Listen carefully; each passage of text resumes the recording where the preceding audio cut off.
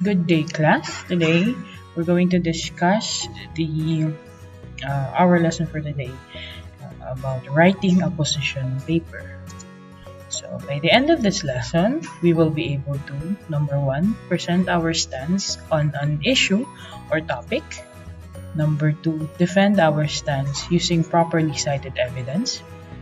Number three, write a well-balanced, objective position paper with proper citations. Now,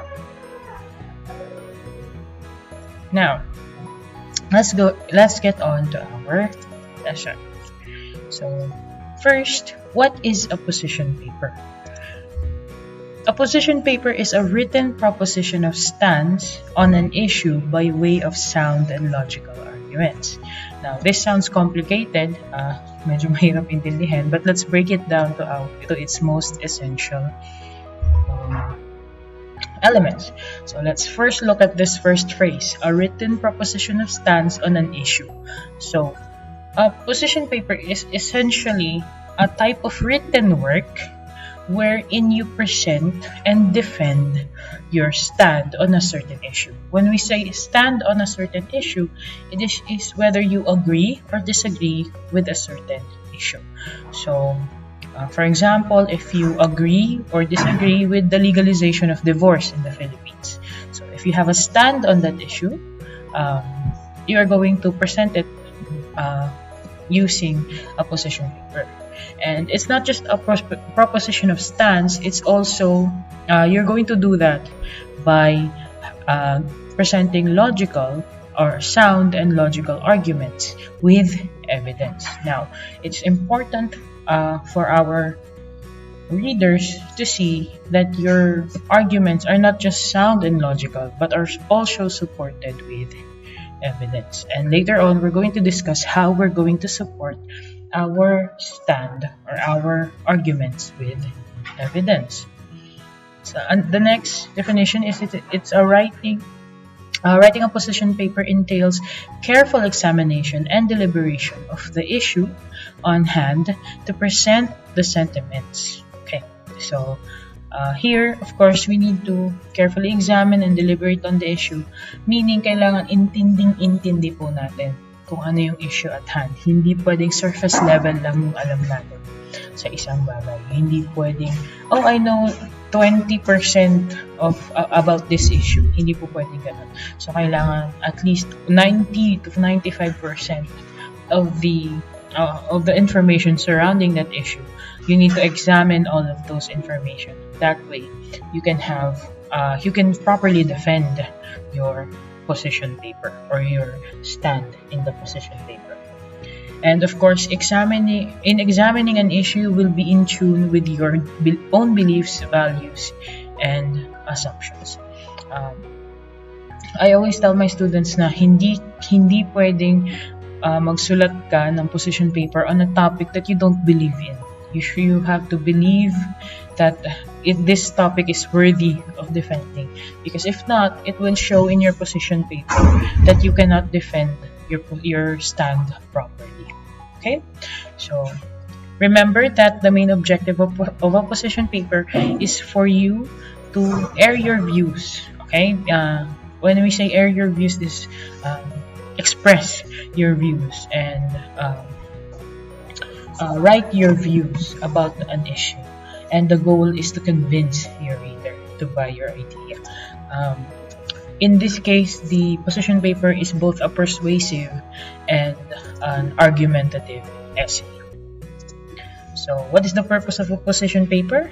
Position papers are written with the purpose of presenting our personal stance on an issue and trying to persuade the readers to take your side. Like I said before, of course, you are going to present your personal stance. That's a given.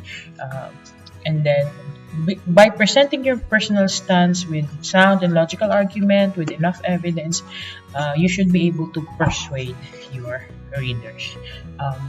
It's not required for you to 100% persuade them. Hindi kailangan na agad-agad mag-iba yung view and outlook nila on life just because they read your position paper. They have to at least consider your side of the argument. They have to consider that you have a point with the arguments that you have made. Alright, so that's the purpose of a position paper. Okay, next, how do we write a position paper? So, in writing a position paper, we have 7 steps. So, let's get on to step 1. Number 1, step 1 is choosing and exploring an issue. This step involves listing the possible issues or topics for your paper. Of course, hindi tayo makakapagsimula sa isang position paper or any type of paper without having a topic to explore, or without having an issue to defend. So step 1 is choosing and exploring an issue. Okay, so in defining the issue, we must consider these factors, and we abbreviate these factors with the word SMART. S-M-A-R-T. So S stands for specific. There are a lot of issues in the world. Of course, we need to be specific with what type of issue we're going to tackle. For example, issue with the government. Napakarami pong problema at issue ng gobyerno. So, ano pong meron sa gobyerno na gusto mong i-tackle? Ano pong meron sa gobyerno na gusto mong gawan ng position paper? Are you pro or against the divorce bill? Are you pro or against the anti-terror law? So you need to be specific about the many issues. Hindi dapat malawak yung issue natin, kasi kapag malawak yung issue natin, kapag hindi specific, it will take you a long time to research and to find out enough information about the topic so that you can defend it. So be specific with your topic. Next is measurable. When we say measurable, there is a certain amount of data saying that there is evidence in this topic, and also it needs to be dapat meron din certain amount of problem or a certain amount of debatability. Kailangan debatable po yung ating topic. Kasi for example, if you're going to say that you are pasintabi po, for example, sasabihin mo na you are anti-rape, wala ka namang kalaban sa issue na anti-rape.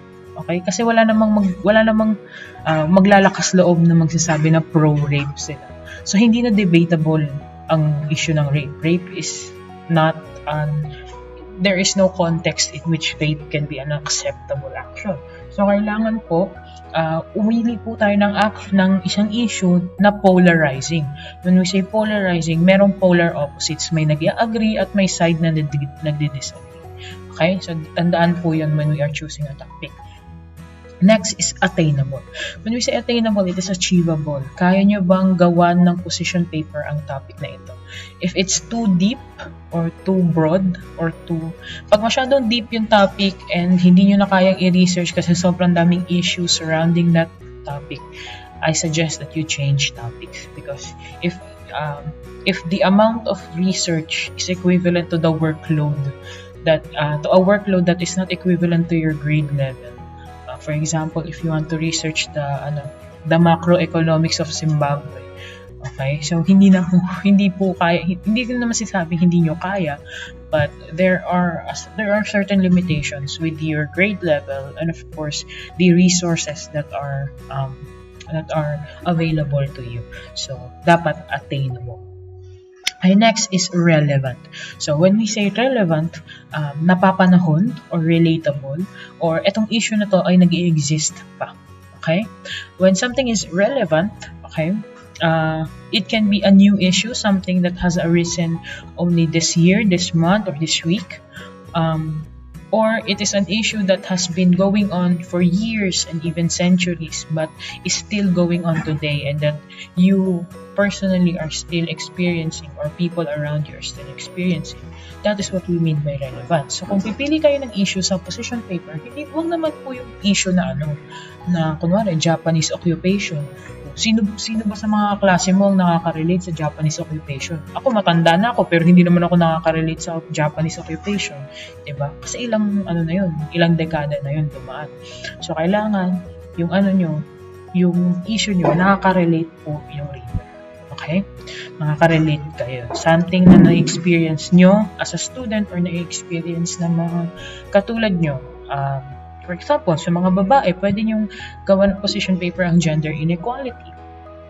Kasi hindi pa naman universally accepted yung fact na equal ang genders. So, pwede nyo tingnan nyo. Okay, so relevant. Next is time constraints. Now, for example, I gave you 2 weeks to write your position paper. Huwag po kayong pipili ng topic na aabutin po ng 2 buwan ang pagre-research. Okay? Or 2 buwan, or tatlong buwan bago masulat. So, we need to be conscious with our time. Okay? So, kung 2 weeks lang, hanap kayo ng topic na makakapag-research at makakapagsulat kayo within that time frame. Okay? So, kaya tayo may time constraints, or it is within time constraints. So, that is the meaning of SMART. So, those are the things you consider when we are choosing a topic. Next, another thing to consider, the pros and cons, or the advantages and disadvantages. Kapag po, of course, kapag po napili tayo ng topic, you need to be very careful in considering what are the advantages of choosing a certain topic and what are the disadvantages of choosing that certain topic. Okay, so make sure that you consider those before choosing your issue or topic. Next, step 2. Here in step 2, of course, we are going to research the issue. In researching on the issue, of course, matik, kailangan nakapili na kayo. So, kaya nga po siya steps. Hindi po tayo makakausad sa step 2 nang hindi tayo natapos sa step 1. Dapat step 1 pa lang, sure na kayo. Kasi in researching, this is when you are going to gather your needed data. This is when you are going to gather your evidence for your arguments in your position paper. So, we have 2 types of research. First is we have primary or field research. Okay, so under primary or field research, this is the research type of research wherein the data you are looking for has not been published or is not readily available yet. So you, as the writer of the position paper, will be the one to research, to find evidence for that issue. So for example, we have here observations. So observations is a tool in gathering information from an actual observation of the place or subject in relation to the environment. Taking notes of the observation may be after the first visit or a series of visits. Wag po kayo mag-alala, hindi po kayo mag-o-observe kasi unang-una may pandemya, saan kayo mag-o-observe, di ba? Tsaka pangalawa, it's not really needed with the type of position paper that you're going to write. So here, we have, this is just an example of primary research. The next type of primary research, we have interviews. So when we are interviewing someone, of course, there is an interviewer, an interviewee, okay? We are obtaining information from a person knowledgeable on the topic. Siyempre, kung ang topic nyo is about the economy, hindi ka mag-i-interview ng grade 1. Kasi although siguro may alam sila ng basic properties ng economy, like kapag may pera ka, makakabili ka ng product, hindi sila knowledgeable on the topic, okay? So, for example, ang position paper nyo is about divorce, okay? You are not in favor of divorce in the Philippines. So, hanap kayo ng mga knowledgeable about marriage, okay? Mga marriage counselor, mga sabihin natin, pastor o pare na outspoken about being anti-divorce in the Philippines. So, tignan nyo yung hanap kayo ng knowledgeable person, okay? Hindi pwedeng divorce tapos grade 3 ang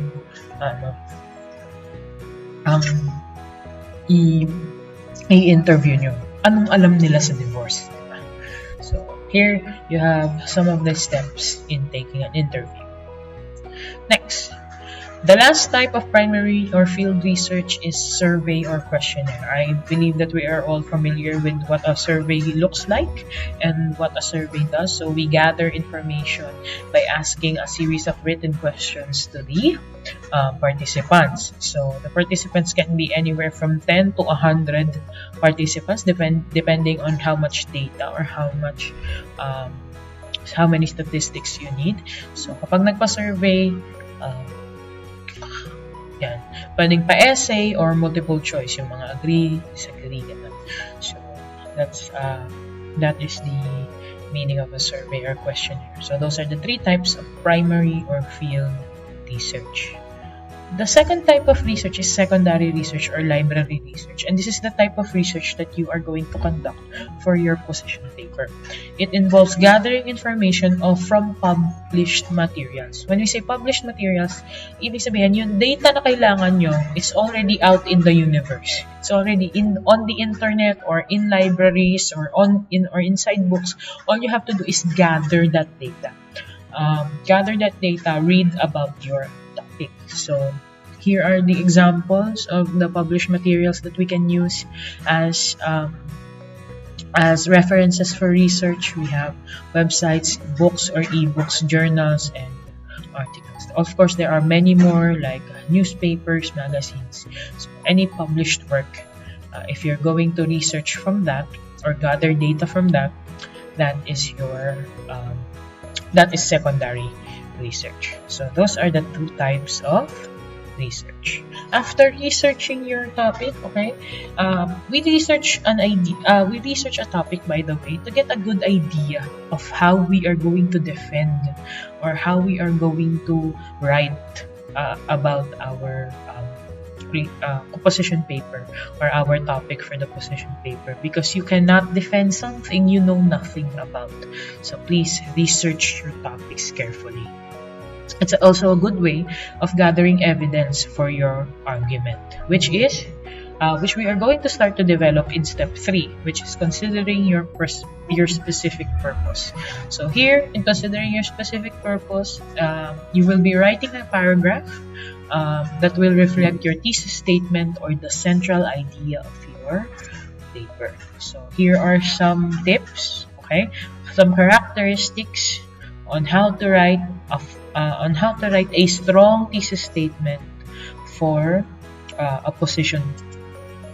Okay, so first we have, it takes some sort of stand. A strong thesis should take some sort of stand. Meaning, when the reader reads your thesis statement, he or she will automatically know what you are trying to say, what stand you are taking.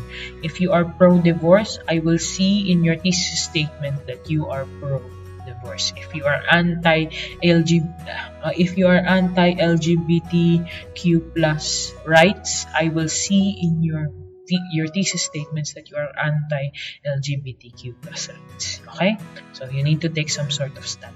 Next, it justifies discussion. When we say something justifies discussion, upon reading your thesis statement, I know that your topic is debatable.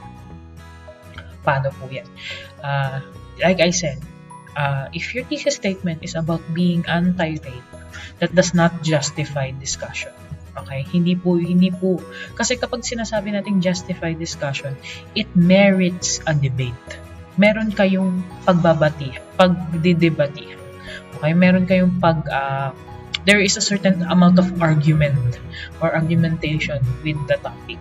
So, may makakalaban. So, for example, pag sinabi mo naniniwala ka sa forever, meron agad na, diba? Meron agad na, kukontra sa'yo. Hindi ako naniniwala sa forever or walang forever. Diba? Ganun po. Something that justifies discussion. Something that needs to be debated upon. Ganun po dapat ang thesis statement. Number 3, we have expresses one main idea. Again, one main idea. Make sure that if you are taking a stand, stick with that stand. Okay? Hindi pwedeng maybe, hindi pwedeng sort of, hindi pwedeng kind of. Kailangan po, you have one main idea.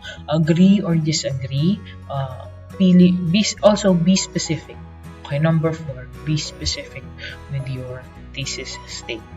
Okay, next is consider the audience of the paper. Of course, we need to make sure that in considering the audience of the paper when writing a thesis statement, we need to make sure that we are addressing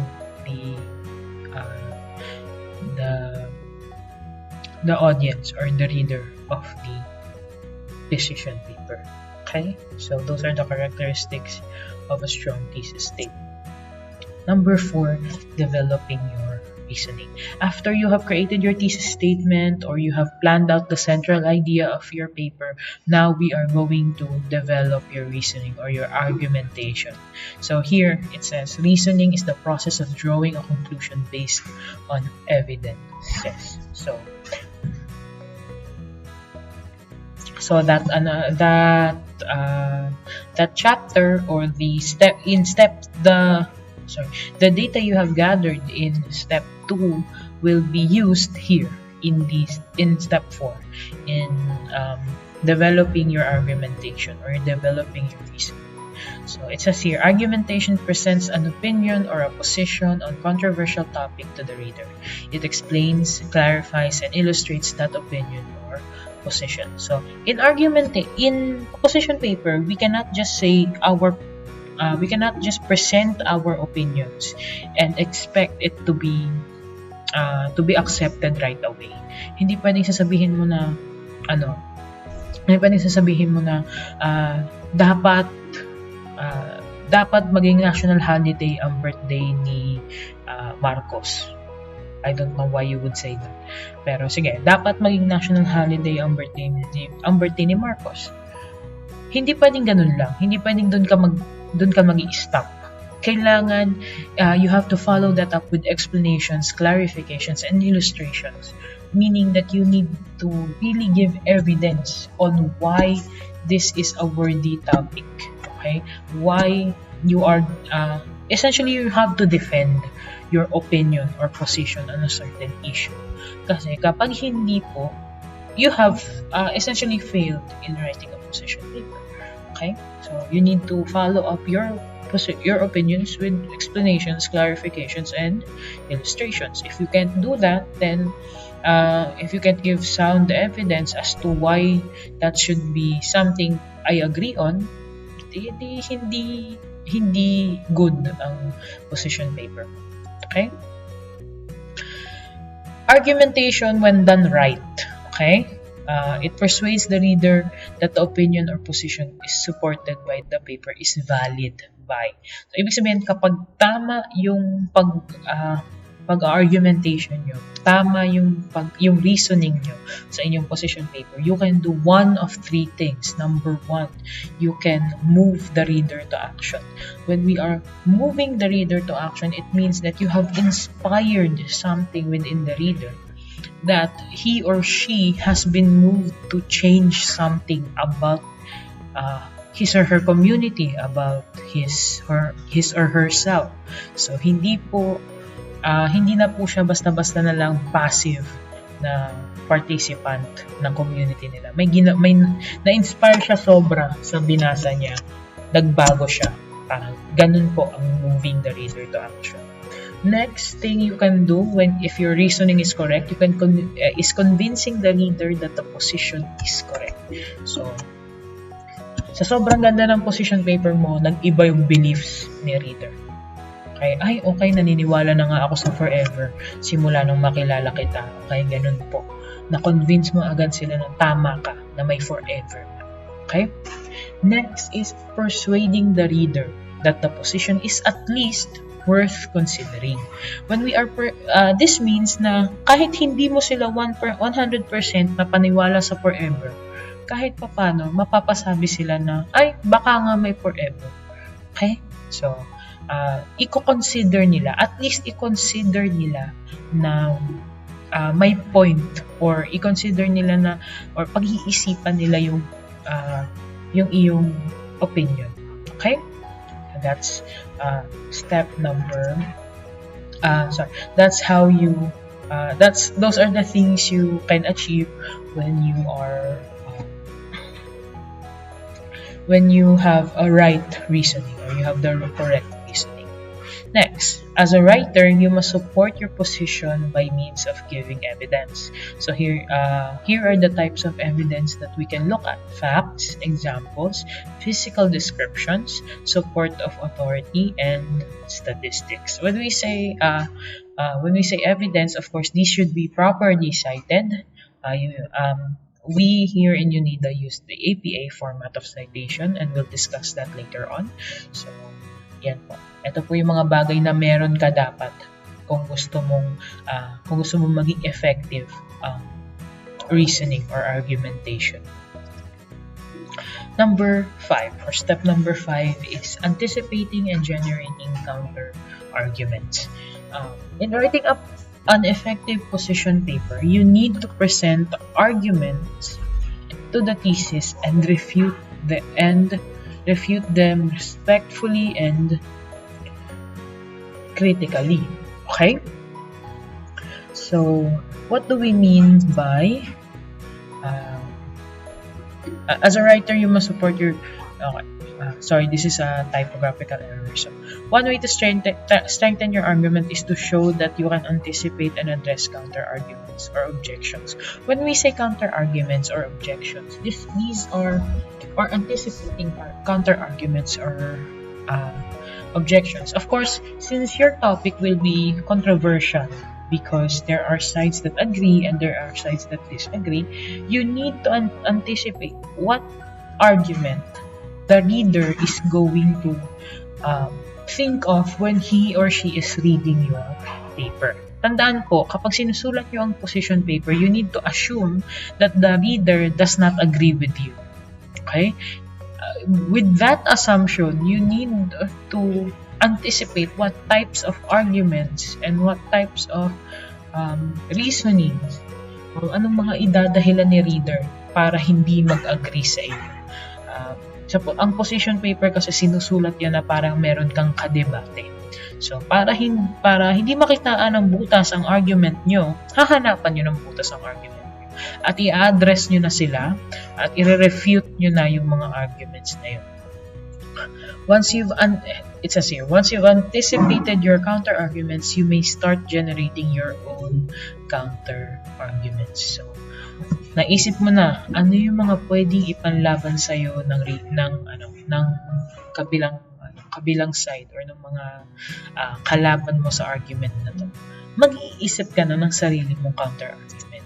So that's when we go to step 6. In step 6, it's refutation or refuting counter-arguments. Refutation refers to the process of discrediting the argument that opposes your thesis statement.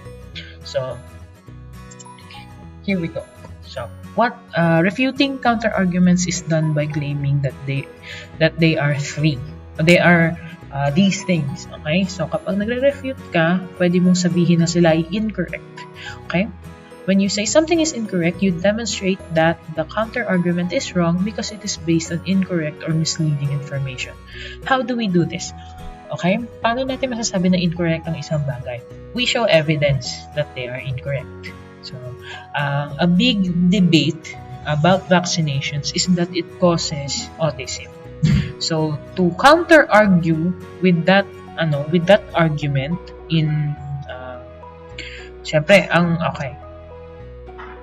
let me give you a situation. For example, your position paper is about vaccinations. You agree that vaccinations are important. Okay?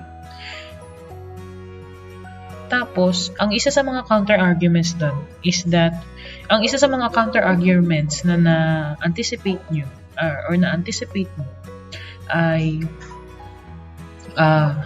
vaccines, they cause autism. Okay? So, ang gagawin mo sa counter-argument that vaccines cause autism, you're going to say that it is incorrect. Okay? By showing evidence, by demonstrating that, oh no, this is the evidence that vaccines do not in fact cause autism. So that's how you refute something, by saying or by claiming that they are incorrect. Another is claiming that they are irrelevant. When you claim that something is irrelevant, the counter argument is inappropriate or unrelated because it is not relevant. Okay? So walang connection kumbaga, or hindi related itong counter argument sa issue na tinatalakay mo. So it shouldn't be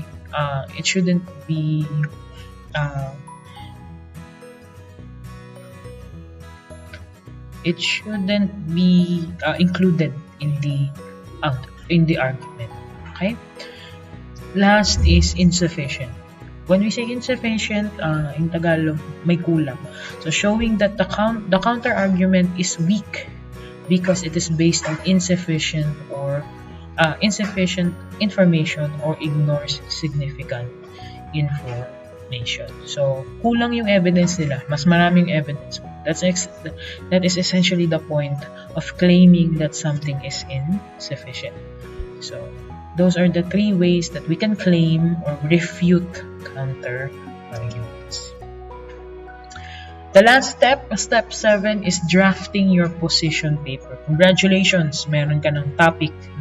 Nakapili ka na ng topic, na-research mo na yung topic mo, nakapagsulat ka na ng thesis statement, you have developed your argument, you have developed your reasoning or your argumentation, you have anticipated counter arguments, and you have learned how to refute those counter arguments. Now you are going to draft or go on to finally write your position paper. So let's go to here we have some questions that will serve as a guide. So here are some guide questions when you when you go on to finally write your position paper. So sa hinaba-haba ng steps natin, nakarating din tayo sa writing position paper. So number 1, for the introduction or the beginning, first you ask yourself, how shall I open the essay to engage the reader's attention immediately? How do we catch the reader's attention? Because from the start, we need to really get the reader's attention so that we can kasi kung wala sa inyo yung attention ng reader nyo, hindi nyo sila ma-persuade or hindi nila mababasa ng maayos yung position paper. So how are you going to do that? How are you going to open the essay so that the reader is engaged right away? Next is, how should I begin? Should I begin by identifying the controversy and stating my thesis? So agad-agad ba sasabihin mo na agad kung ano yung problema at kung ano yung stand mo doon sa problema na yon, or are you going to give them a little bit of a background first? So that's a good way to begin. Shall I use a rhetorical question, surprising examples, a personal anecdote, or a startling statistic to draw the readers to the argument? These are things, itong rhetorical questions, supporting surprising examples, a personal anecdote, or startling statistics.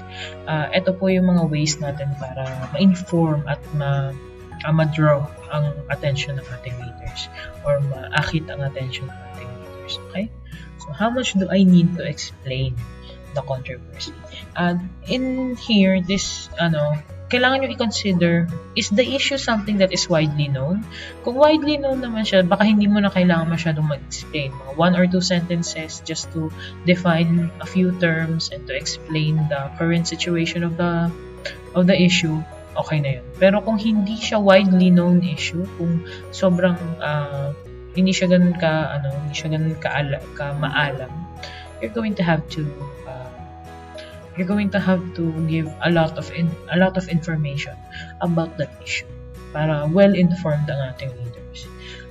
The next 2 are just whether or not you want to summarize facts or should you summarize both sides. So that is up to you naman. Next, your argument. When it comes to presenting your argument, of course, we present our main arguments in the body of the position paper. So if I have more than one reason, should I order the reason. How should I order the reasons? From strongest to weakest, from the least predictable, um, from the most to the least predictable, or from simplest to hardest. So that you're going to have to choose how you are going to order your reasons. If there is more than one, if you have just one reason, um, there is no need to consider the order in which that one reason will be presented. Okay? Alam nga naman, nag-iisa lang yun, mo pa, ay first, second, third, isa nga lang. Wag ganun. Okay? Next, can I sequence them logically?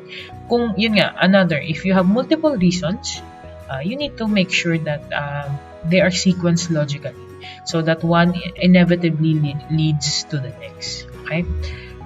Kapag ganito po kasi, ibig sabihin, yung segue ng bawat reasoning, hindi forced. Okay? May natural flow, kumbaga, yung reasoning mo. Okay? So, reason number 1, na-segue sa reason number 2, sa reason number 3, ganun.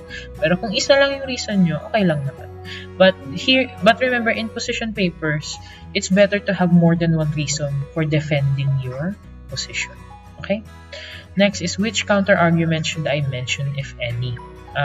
Essentially here, tatanungin nyo, mag-mention pa ba ako ng counter-argument o hindi? Syempre, mas maganda kung mag-mention ka at least one. Next, shall I acknowledge and refute them all? Lahat ba ng naisip kong counter-argument ay i-acknowledge at i-refute ko, or pipili lang ako ng mga pinaka-importante? Next is, shall I focus on one that I can easily dismiss? O, pipili ba ako ng pinaka-madali lang o yung pinaka-importante? And last is,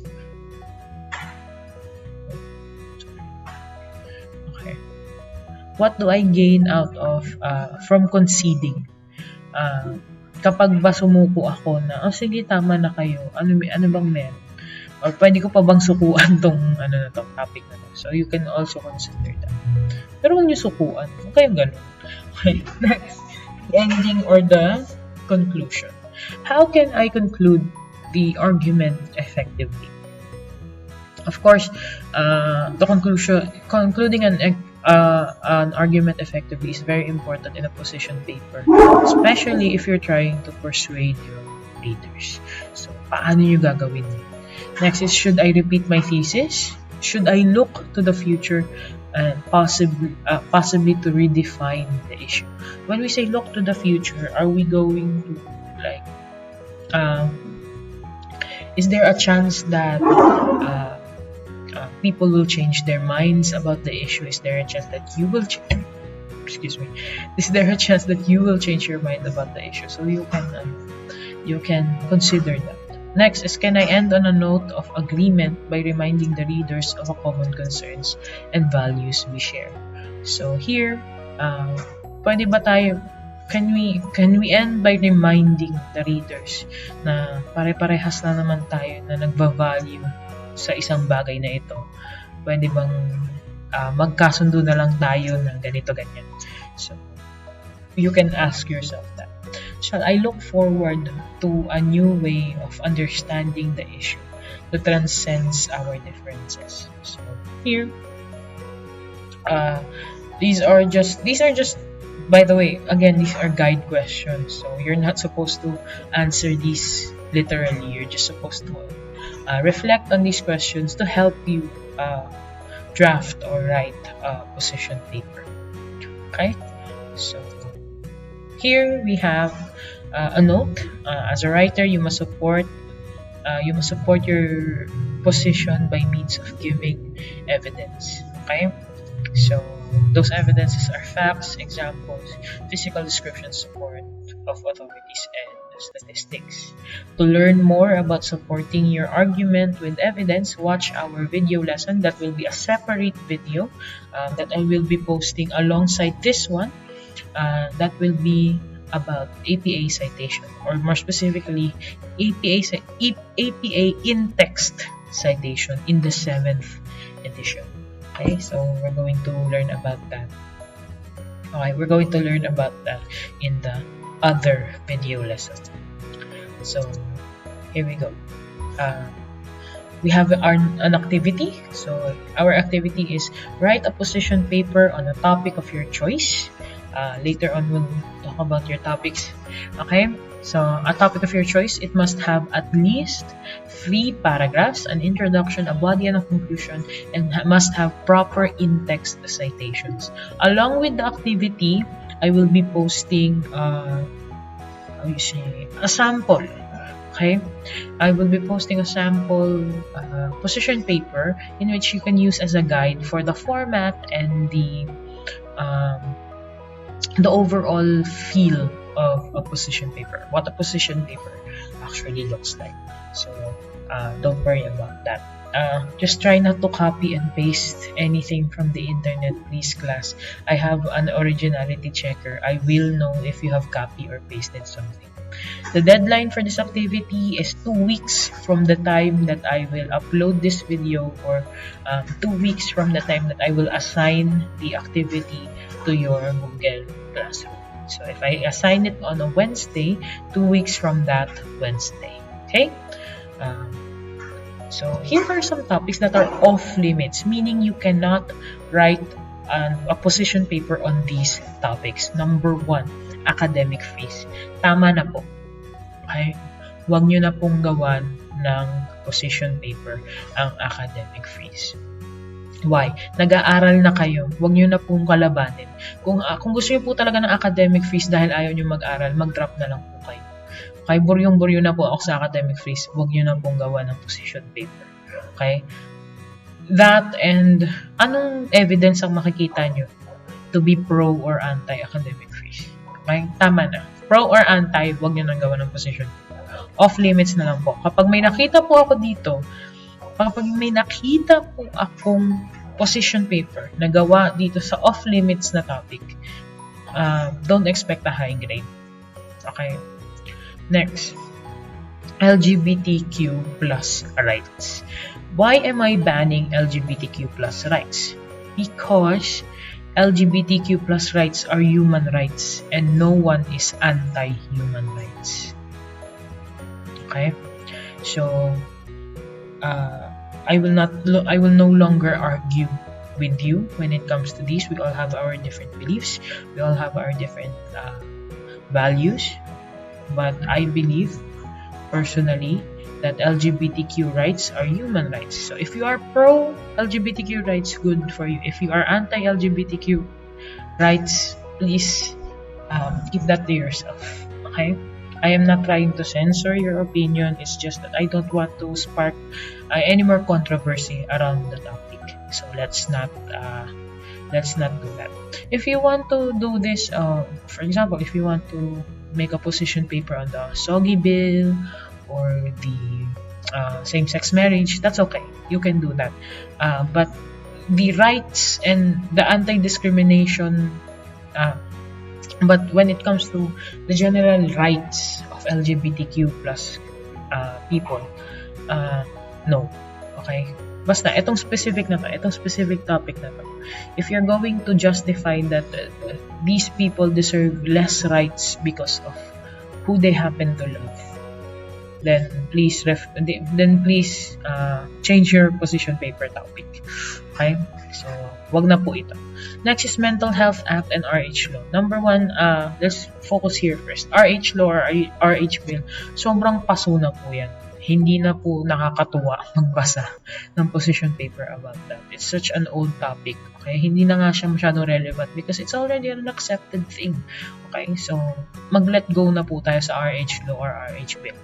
Next is Mental Health Act. Sino ang against mental health? Okay, hindi na po siya debatable. So we are all pro mental health. Syempre, yung iba nga diyan dinadahilan pa para hindi magpasa ng activity. Tamaan, wag magalit. Okay? Yun. So, Mental Health Act, bawal na pong gawa ng position paper. Next is religion. Okay? I do not support creating debates around religion. Let's respect one another's beliefs. Let's let's respect one another's religions. Wag po kayong gumawa ng position paper saying that your religion is better than anyone else's religion, because that will come out as a personal attack, and personal attacks are logical fallacies. We cannot have logical fallacies in position paper. Okay? Last is the war on drugs. Hindi po ako nagpapagawa ng position paper sa war on drugs because it is an incredibly grim and an incredibly mature topic, and of course for your grade level, I'm not comfortable letting you explore that side of our society. Sobrang dark, sobrang depressing, baka mamaya may ma-depress sa inyo, hindi kayanin, kasalanan po ba? Okay, so these topics are the topics that are off limits. Kung meron po kayong topic na gusto na wala dito, you have no problem. Just stay away from these 5 topics. If you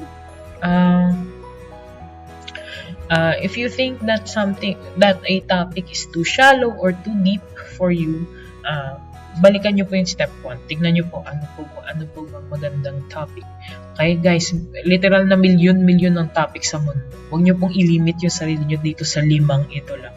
Okay, so off limits na po ito, hanap na po ng ibang topic. Okay, so meron po tayong quiz. Okay, watch the video lesson about APA citation and use it as a guide to answer the template for our quiz. Okay, so ang quiz po natin, i-assign ko po this Thursday.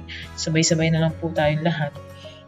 Kayong lahat na hawak ko. So Thursday i-assign ko, ipapasa nyo ng Monday. Kasi hindi po siya multiple choice, hindi po siya true or false. May template po kayong titignan, and then yung mga book details doon, gagawa nyo po ng APA in-text citation.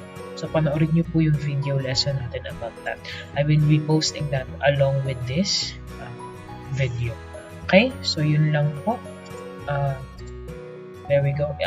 If you have any questions, you may message me, or better yet, you may comment them on the Google Classroom, or kung message nyo lang po ako. Okay?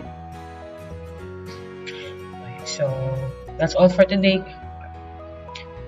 Okay, so that's all for today, class. Stay safe, stay healthy. May the force be with you, and I'll see you when I see you.